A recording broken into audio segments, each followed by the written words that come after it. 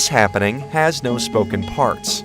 Happenings were an early form of performance art invented in New Jersey in the 1950s. New Jersey as Non-Site is an exhibition at Princeton University Art Museum exploring the state's pivotal role in experimental art. We wanted to bring to life one of the performances featured in the exhibition. Most of the performances in New Jersey as Non-Site are what are known as happenings. They occurred in real time and they were participatory.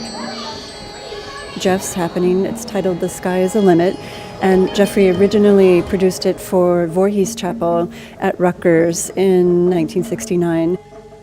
At Rutgers, Geoffrey Hendricks was one of a group of artists questioning the boundaries between art and life, including the man who invented the happening, writer and professor Alan Capro.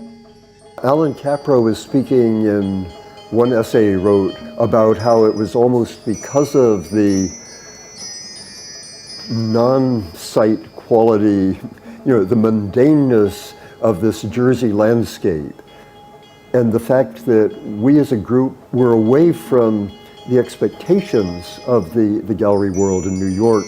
So it was more open to breaking through with new ideas about what art is and the process of art making. The title is deliberately irreverent, and it's meant to call up all of those associations and stereotypes that attach to the state of New Jersey. And so if New Jersey became the site for artistic production after the war, it was precisely because it was, at least according to these artists, a non-site, a non-place, a place with a weak identity, at least compared to cosmopolitan cities like New York or Philadelphia.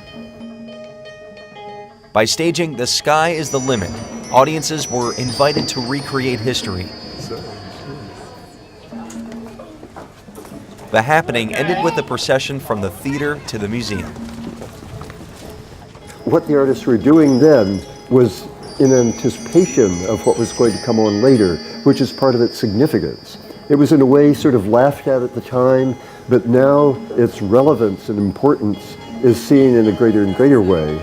And it's there in art history.